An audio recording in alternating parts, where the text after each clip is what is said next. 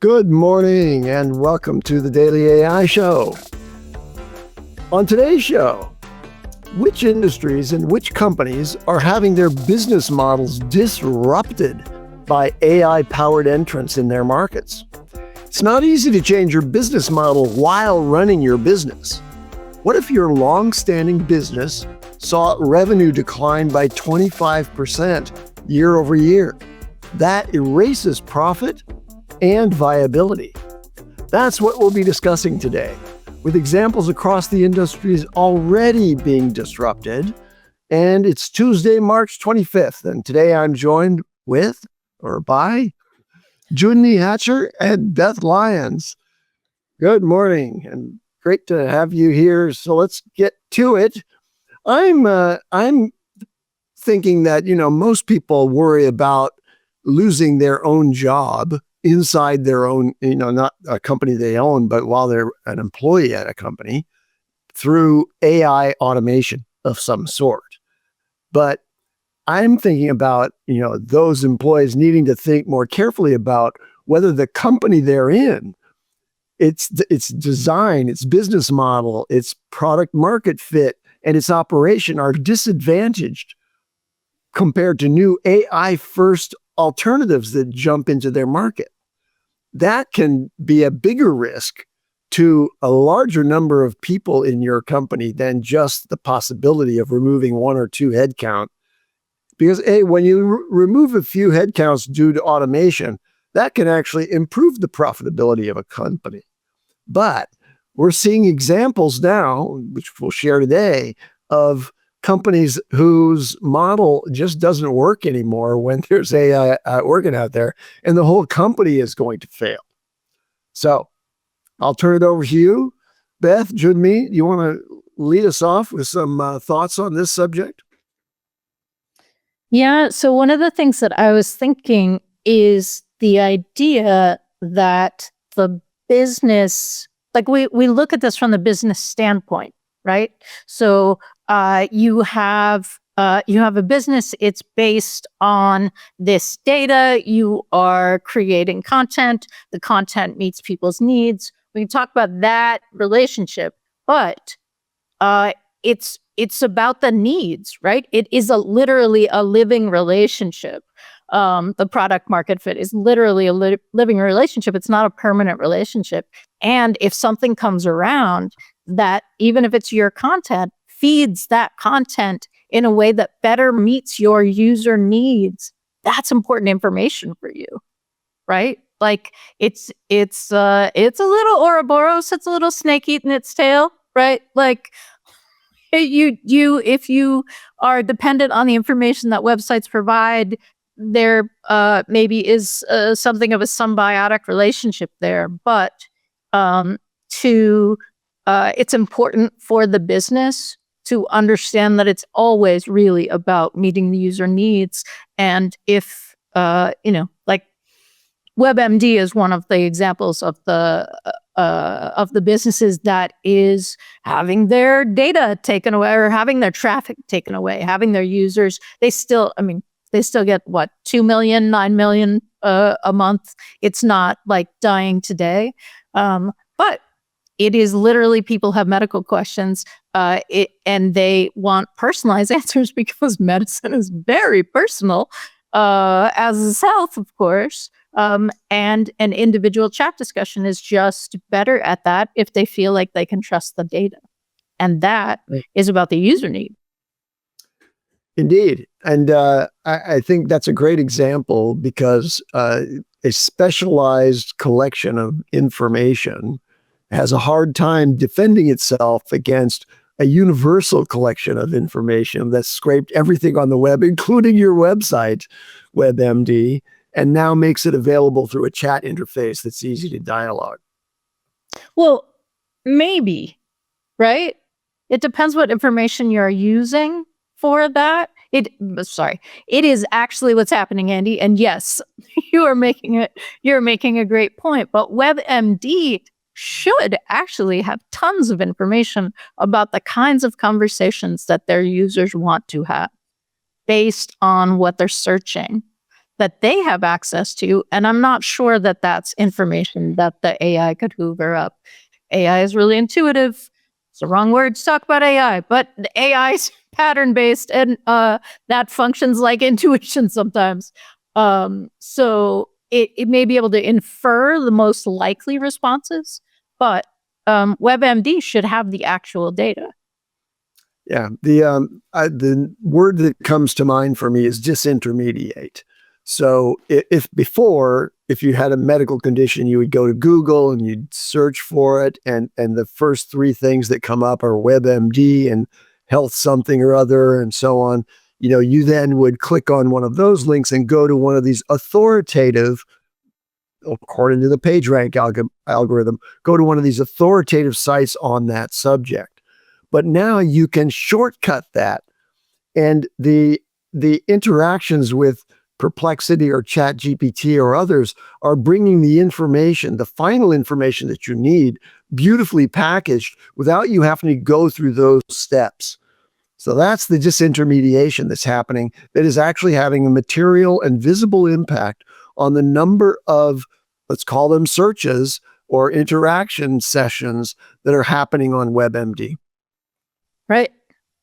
And you can do follow-ups in a chat, right? Like, Yeah. oh, based on what you just said, I have this other thing that I did not search yet. Is that related?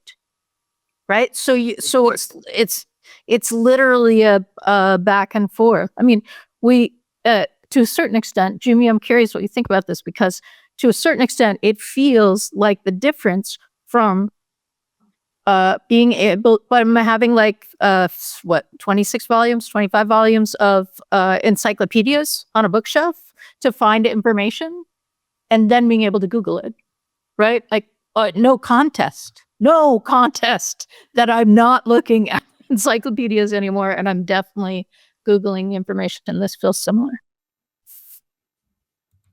Yeah, it is. I mean, it's improved indexing. Right. That's essentially what Google offered us with the internet in the first place. When the rise of the internet was coming, the potential could be seen, and more and more people could hop on. This is why narrow internet like AOL thrived in the early days, because nobody knew how to connect and access information and things like that. And what AOL did was it collected often available or often used sources of information. It indexed them. Then stuff like Lycos, Netscape, and eventually Google came out, where it started indexing everything. And then you didn't need to be in that little CompuServe AOL space. You could have access to everything. And that's what really appealed to people, is just having access to all the information and look up anything that they want and find out what, insights into whatever they're looking at. Yeah, so that's information. And that's one of the spaces that obviously is challenged by the advent of AI. But there are other industries that aren't really about information dissemination or retrieval that are also being challenged. And I want to throw in one just as a counterexample to the information space. And that is traditional banks are losing market share now to agile, so-called Fintech startups that leverage AI for credit assessment, for fraud detection, and personalized financial services. So you don't walk into the bank and sit down with a banker now. Peer-to-peer lending platforms can get you a loan. Companies like Lending Club and Upstart utilize AI to do faster credit checks and to assess, evaluate your credit worthiness and more accurately than the traditional methods would, by just looking up your credit scores, for example. So that's happening. And then, like in international banking transfers, Wise is a new platform, relatively new. It used to be called TransferWise, that allows you to send money from your bank to any bank almost anywhere in the world, like without all the transfer fees and so on. It does take a little clip of it as well, but that's disrupted the international money transfer market. Remember Western Union? Well, Western Union may have a distribution advantage for a while because they happen in certain, convenience stores to have a terminal there. But now anybody with a smartphone can do a Wise transaction direct bank to bank. And that's a major impact on Western Union. I doubt that Western Union will survive if it is even viable today. I haven't seen it yet. Well, but Western Union ends with cash, right? At least that's my assumption. I admit I have not used Western Union, maybe ever, but certainly not in recent memory. Maybe it ends with a card now, right? Like a prepaid something. In which case it would stay digital. And then now the combination of a digital-only bank, which is AI powered, right, plus these AI-driven international transfers and ATMs. Like now I'm a part of a digital bank, but I have an ATM card and I can pull stuff out of my digital bank directly from an ATM. That gets me to cash. So you can see how, ATMs changed the game, but largely for the benefit of the banks themselves by creating efficiencies by not having to require as many live human tellers to operate the transaction, interface with humans. So everybody kind of shifted over to ATMs, but now digital is moving it to the phone, right? Right. And it's, again, disintermediating the traditional banks. Now, large banks may have a play there, but smaller local banks, credit unions, et cetera, they're going to be under pressure over time. It may not happen immediately, but they'll be under pressure because of the sort of further digitization of banking transactions. Right. And this points to the sort of tension that we talked about before for a new agile small company is able to move faster than the large Titanic company, and in part because the large Titanic company has to figure its business model. And its business model right now involves a bunch of people, and those fees pay for people's jobs, right? So either those business models do big slashing to make themselves agile, and again, that's not necessarily their strong suit, right? Yeah. Their strong suit was like, hey, Weekend, it's a one-stop shop, like whatever that is. I think we're going to see that play out over and over again. And one of the things that I think is important for businesses is to, again, come back to what is the need that you are meeting and what is the friction that your users experience, because that's the opportunity, right? Mm-hmm. So are you Microsoft? Are you Salesforce? Are you an industry that is embedded but is routinely sort of talked about like, oh, why is it like this? That is a friction place. That is an invitation for something to come and take that business model. One of the things I like the idea of this is an opportunity since we can see these trends, and later maybe Beth, we can show what the article that we're kind of getting inspiration from.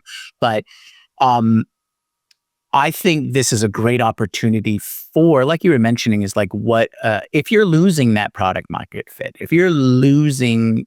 You can see the trend and you're losing the traffic, and we've already identified several different types of business models and industries that this is affecting this quickly. If you're in that position, I think this is an opportunity for these companies to do the pivot. It is to be agile. It is to make that change. And this can manifest in, multiple different ways, but take Netflix, for example, right? It originally started as DVD rental that would be mailed to your house, and then you mail it back, right? And people were perfectly fine for that. And then streaming, online, people spending more time on the internet, consuming more material on the internet, things like that. And they saw a trend towards that's how people are getting content, right? And they're specifically in that specific content game. So they made a transition to offer streaming. And then they did it side by side for a while, right? So it was looked as a value add as opposed to a complete pivot. And then eventually, when people just wanted to have the instant access of streaming from every single device that they could possibly own, right, they no longer needed the DVD. And so that part of the business went away. And so this is kind of one of those opportunities, right? If you're a Chegg, if you're a WebMD, or any of these other examples, then this is that opportunity to move around, because it really does hit on multiple levels. I really like, Andy, your opening question about how employees or people should take a look at who they're working for in terms of what is that business plan, or what is their product, what is their market that they live in, because that I agree, that is something that I don't think a lot of people look at when either one, choosing an employer, or two, seeing what the future trend's going to be. And so I think that's for the employees and for the regular folks, I think that's a key component for them. And so businesses need to look at this as a whole, because that's a different kind of pressure. That's an internal pressure. It's like, oh, we collectively recognize that this is a thing. You need to do something about it. If you don't do it within X amount of months, then we're just gonna try to move over to who has. So, I think there's enough pressures from multiple aspects for companies to take advantage of this position and the ability to make the change now. Yeah, let's talk about the example of Chegg. I want to talk about it because I was very impressed when Dan Rosenzweig, who was previously the CEO of Yahoo for a period of time, he came up with the idea of Chegg, and Chegg was a big disruptor in the textbook market. So he built Chegg as a platform to rent textbooks to students. So they would rent the textbook and they'd turn it back into Chegg, and Chegg would, process those books. Think of it as like the Amazon of textbooks, but on a rental basis. And then later, because they're involved in and hugely involved, it's a very large company, hugely involved. Oh, by the way, just a little side note. While he was the CEO of Yahoo, I left Excite and I interviewed with him. And we were talking about me coming on as an executive to lead their search division. I didn't get that job. I didn't really have the technical chops for it. But so I've actually met this fellow that we're talking about many, many years ago. Like in the year 2000 or so, in that area. Anyway, Dan Rosenzweig had a brilliant idea, did the rental market, and they were involved in the very profitable business of renting very expensive textbooks, like not as much as a car rental, but you still had to pay a lot. And then they got involved in doing online learning to help students. And that became the core of their subscription service, right? So you would subscribe to Chegg and you would have access to all kinds of notes and learning modules around the courses, the specific courses around the textbook. Okay, so it was all lined up beautifully. Well, what happened to Chegg? In 2024 Q4, so just a couple of quarters ago, they reported a 24% drop in their revenues year over year. And why? it was their subscription services that were falling by this huge amount. And the subscriber losses, they declined, down 21% year over year, 23% the next quarter, and they're getting worse and worse. And so stock performance on Chegg, which is a public company, they declined by 99% because investors saw the wall that they were about to hit. And it's very difficult for them to catch up with AI-powered learning facilities. This is really the rise of generative AI in education. And Khan Academy is, like standing up side by side with Chegg, involved with, students in the marketplace. But Khan Academy easily pivoted to Khanmigo, their AI tutor. Chegg didn't have that built into their DNA in some way. And so, they, have run into the brick wall. By the way, Chegg filed a lawsuit against Google alleging that the AI-powered search summaries were diverting traffic away from Chegg's platform. So, if a student is searching for something on Google, they used to find a resource in Chegg, but now the summary of information that's available through the indexed web, if you will, and packaged neatly by AI, by Google, that made it less and less likely that people were going to turn to Chegg and subscribe to their services to get that information. Existential threat. Chegg is like underwater. Absolutely. And if you look at the Khanmigo example, the Khanmigo example was always slightly more personalized, right? It was gamified learning. It was, you could pick the specific things that you wanted to learn about. So it may have made a little bit more sense moving in that direction to just see this next opportunity for more personalization. Weren't they one of the test cases, early adapters of OpenAI's tech? Maybe it was an early partner. I may be making this up. Sorry. Brian will correct it in Sunday's newsletter if that's true or not. But I do think that Khanmigo was seeing things on individual learner perspectives as opposed to looking at the market as a whole and seeing what you could do to meet those needs, right? And that would make sense because I suspect that Chegg didn't invest in the textbooks that only had 10 people reading them across the board initially. Why would you? That's not the right business model there. Because those are physical things that you have to do, whereas the content that you create, that might ultimately make the list because maybe those 10 people refer people, they're more consistent, they like learning other things, like whatever that is, and it's a digital product. So once it's created, it does not hold warehouse space or like upkeep in the same kind of way, although of course digital content goes stale really quickly as well. Jyunmi, what do you think?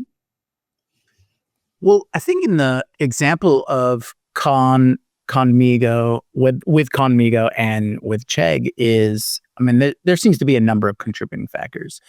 Like Andy said, Khanmigo pivoted and adapted and made Khanmigo, or Khan Academy made Khanmigo. And that was a value add for everyone who was going to use their product and things like that.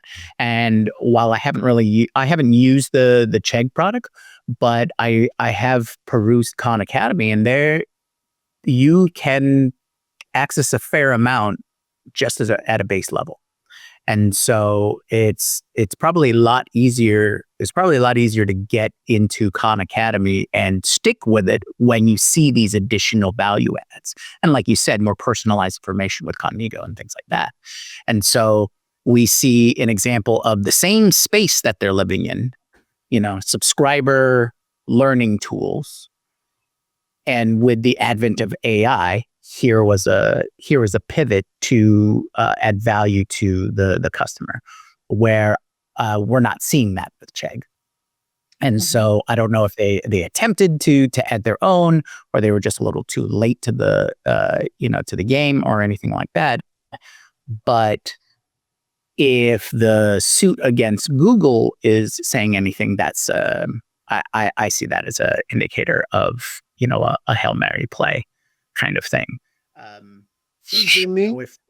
Let's jump over to something that I know you're very familiar with, and that is music composition and audiovisual content creation. Those are industries that had very large, ecosystems of companies that provided those services to a wide range of demand for the creative output of those things. Music for advertisement, music for elevators, music for whatever. And now AI can do the generation as well or better and far cheaper than those studios and or businesses that were doing it before. Do you have any sense about either one of those, either music composition or audio-visual content, images and video, and what, from your experience, what that market space looked like and what it's going to be like, and which parts of it are likely to fall by the wayside? All right. Well, if you got another 30 minutes, we can go through this. So, all right. So let's say pre AI, right? Pre mainstream AI. So 2020, pre 2022. Primarily music and we'll just say AV in general, right? Audio and video. We had all kinds of distribution. There was plenty of ways to consume the content. With the rise of the internet, we saw streaming services become far more prevalent, and that was just seen as another distribution method. Some other, of course, there's only so much time, so only so much watch time, and it's the attention goes from one platform to another or one distribution method to another. So we understand this general premise. Now, when it comes to implementation, the big things were you needed people to create all of this content, right? And depending on how commercialized your content was, or how it was going to be monetized, determined how much people that you needed, how much content you needed, things like that. And so that we're talking about television shows, movies, for lack of a better term, we're just calling them television shows, even though you don't necessarily watch them on broadcast TV anymore, right? And then you had mentioned music.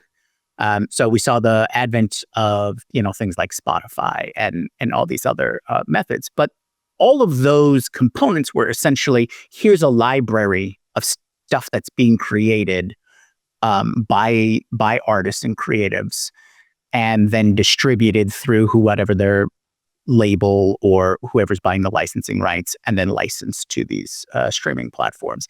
And that still follows the same basic model that it's been for a very long time. Why? Because creatives need the money to be able to create the content. And so while those technological changes and distribution methods have changed slightly, that was essentially the model. But what we're seeing now, right, is the ability and the rise of user-generated content. Okay. And so because big creative distribution channels, we're talking about Hollywood, we're talking about SoCal industries, making these really invested, developed content pieces. The producers or the executives in charge of all those things are looking at a string of, one, attention going away, right? Less people going to theaters, right? So theater releases are being are dying down, right? Because costs an arm and a leg to go to the theater, especially with a family of 4 and things like that. And with the rise of these streaming services, the content can go from creation to distribution instantaneously, right? And so what these companies are seeing is, hey, we need to only bet on the things we know that are going to make money. So in the last 10 years, what have you seen? Sequels, MCU stuff, anything that can just be, here is an IP, it has an audience, it's going to gain X viewers or X consumers of that content. But that attitude towards creation has been killing it, right? There's less money out there. They're more risk adverse. So people are leaving Hollywood. People are looking at other platforms. People are looking to the user-generated content type platforms like YouTube and, the example that comes to mind is, it's actually a little dated, this example, but a wonderful artist who didn't have all the trappings that, an agent and, a record contract and all of that would have, provided her. Colby Calais, I don't know if you know that artist, but Colby Calais started out on YouTube. She was just doing, personal recordings of this, but she was so talented that she got a huge following, and that led to a contract. So in effect, a new model of distribution started to emerge, at least in my recollection, where user-generated content put up on social media type platforms is the entree. Once you get an enormous following there, then, the industry and the powers that be there will pay attention to you and move you forward. It's almost like, do we really want to spend time with somebody who has 18 followers? No. Right. You want influencers who have minimum 50,000 followers in order to associate with them as a company, either for advertising purposes or whatever.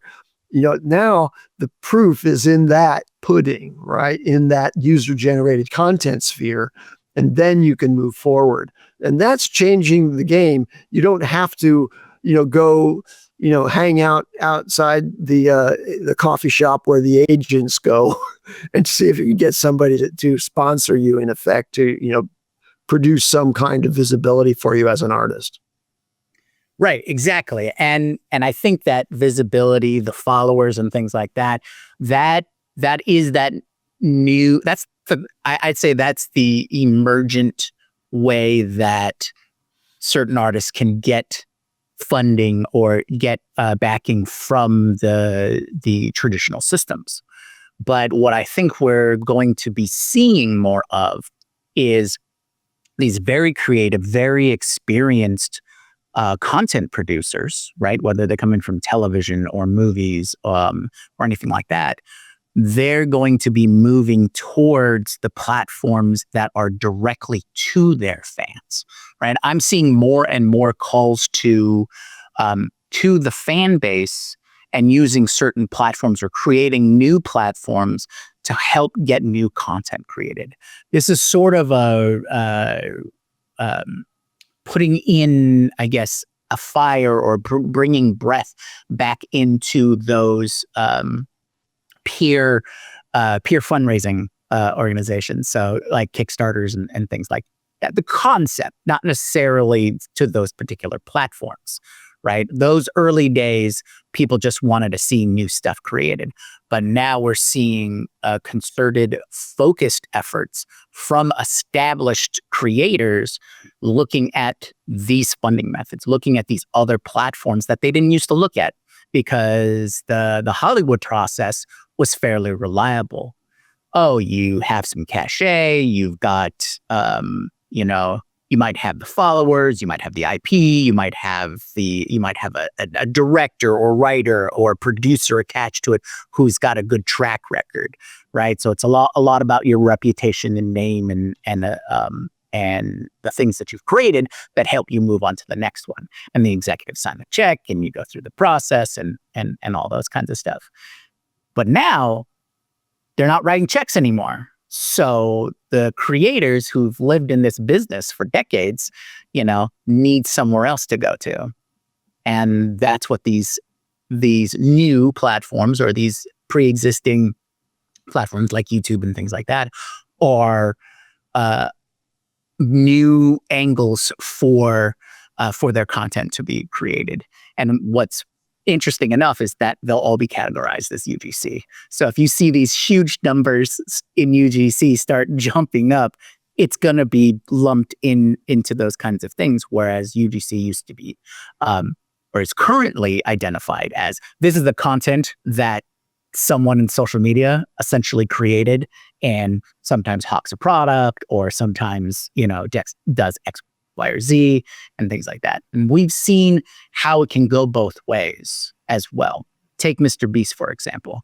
He's created an entire empire all from YouTube, and is in a position to where he's now making deals with larger distributions.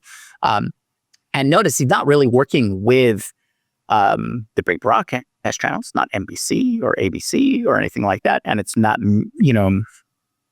movie studios like Paramount or, anything like that. He did it with Amazon, right? And Amazon's always positioned themselves as, we're a warehouse, right? We've got a ton of money. We'll throw it at you. Sometimes we don't know what we're doing, but we have enough money to just throw at it and we'll see what happens. So they're less risk averse at putting out more creative or more unique content because they're not afraid of taking a risk like that. So we can see it go both ways. It really comes down to getting to your fan base, growing your following and things like that. And we see that in non-creative fields as well, right? The thing that is growing the most in terms of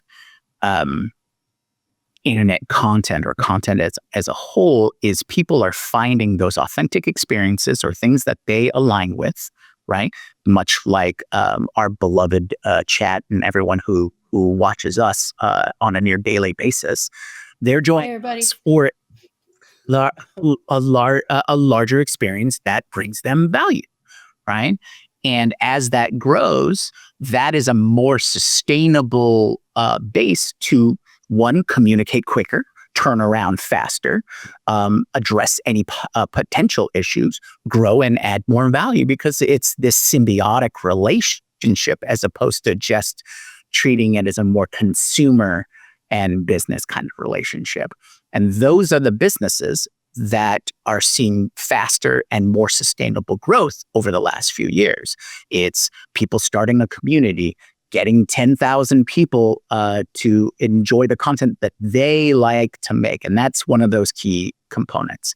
And I think that's what we're really going to see an influx of, as long as people can resonate with with the content makers, with the creatives who have made things that they've liked and now are directly appealing to them to make more content or make more creative, art forms, film, or even non-film kind of things. This allows them to enter into that more symbiotic relationship. And that is just going to shoot up not just the quality, but also the quantity of things that we don't normally get to see as an audience, because this will open up the doors of, that creative expression. So it really is cutting the middleman stuff out. And I think Greg might have mentioned this, a while back or earlier in the stream, but AI will cut out the middleman. And that's the hope. The hope is that with AI, you can enable enough of your business to where you can go directly to who you want to speak to, right? Who you want to communicate to, who you want to create for. So maybe model fit collapse isn't the right framing. Maybe it's model fit clearing, right? So we're removing the things that were there that because they seemed necessary, but when abilities change, when there's a more direct communication vehicle possible, it's no longer needed. And that structure was considered part of the process. But when it's absent in the process, does that create a better experience for people? And I would say, so one of the businesses that is growing, even though people thought that it wouldn't, is Reddit. And Reddit is very experience based. The other thing that I think is interesting in terms of Reddit is the AI is now there to be able to tell you what's happening on Reddit, right? Like one of the things that I experience on Reddit sometimes is like, wow, this is really interesting. I have no idea. Like I knew what we were talking about in the beginning. Now I don't. I don't know those references. I can go to Perplexity, do a little translate for me, what is happening here, and then now I'm understanding it. So I have sort of an instant translator for me in terms of cultures on the internet that let me consume beyond my personal experience or my existing awareness. I'm able to go further in that context. And that's one of the things that I think is important for businesses moving forward to be aware of. What your people are looking for, what our users are looking for is an experience of the goal, right? An experience of success, an experience of no longer in pain, an experience of I'm not alone looking at AI and going like, this is going really fast. Is anybody else paying attention to how fast this is going? Like, thank you for joining us for these moments of like, wow, yep, let's talk about that too. But the one caution that I would make in this is that there's a double-edged sword of AI and data, because AI will tell you that the opportunities look closer to what they looked like before, because that's the training data. Those are the models that were successful. And what you have, it's going to be based on the questions that you ask, but what you have is a bunch of data that you're going to need to be innovating within and testing, like, does this work? Does that work? And I'd like to test these ideas. I'd like to test, I don't know. I'd like to test the coffee conversation at 7 a.m. About mushrooms every day. I don't like mushrooms. I don't know why I said it. It's just there. But like, okay, so now I'm collecting data about that, and I can ask the AI to give me marketing information. We can do product research. We can do all of those kinds of things. But if I'm not giving the experience that people are looking for when they want to have a 7 a.m. conversation about mushrooms, and you're out there, it's not going to work for me, right? And so it's important to understand how AI is going to interpret your data and to ask those correct questions. I think there's a ton of opportunities. Don't do the mushroom thing. I don't know. Let's not. Why am I talking about mushrooms still? We're following you, Beth. We're following you. Okay. So in these last few minutes, I want to touch on some of the other industries that are being disrupted. We've talked about banking. We've talked about education. We've talked about AP. Wow. We've talked about AD. We've talked about dog sitting, and then we talked about. No, we're going to talk about a few more, and I think these are interesting ones. One of them should be pretty obvious. Companies that do translation into multiple languages, whether documents or live broadcasts or whatever. Translators are an area that we doubt is going to be. If you have an idea for a translation company, it better be an AI translation company, because hiring translators around the world to cover the things for the UN. That doesn't seem like it's going to be a good thing. The revenue risk for that particular industry, according to Perplexity, is that 55% of the revenues of the translation industry, which is a real industry out there, are at risk by 2028. So just 3 years from now, half of that business is going to be gone, replaced by AI translation. Advertising and marketing agencies, we haven't really touched on that, but this is an area where automation using AI is replacing traditional agencies, and they're losing clients as brands figure out ways to adapt and use generative AI to develop the content and tools for their marketing campaigns. So an example that was provided in the research that Perplexity provided me on this subject is that Heinz and Nestle, those two major brands, are already using generative AI tools for their advertising content creation by their internal teams, reducing their reliance on external agencies for the development of advertisement. And those traditional agencies that have been providing that are seeing significant revenue losses as clients shift their budgets toward these automated systems. And of course, those agencies are, adapting as quickly as they can to incorporate those things. But this brings into question the whole pricing model of those services, because AI is profoundly cheap. And we've had a show and talked about the whole idea of professional services, which is the last one that I want to mention, and whether or not hourly billing models are going to be possible in the future as AI agents and AI assistants become much more capable of providing the professional services already in the coding environments. If you have a DevOps firm that's, doing, product, software development and also, managing the operations for that, the new sort of integrated development environments with AI agents can allow you to build code and launch it and operate it on the internet without ever having to deal with one of the professional services firms that cropped up over the last decades to support the need for software on the internet. That's those professional services organizations, which would charge you by the hour for however long it took them to build that code. Now, the competitor, which is the AI agent, is doing it in seconds rather than hours. So how do you bill on an hourly basis? And, clients increasingly are preferring firms that integrate, advanced AI and analytics into whatever services they offer upfront. Like, even when they develop a proposal as a professional services firm, they're going to provide a lot of value because they were able to generate that using the AI tools that they're incorporating into their practices.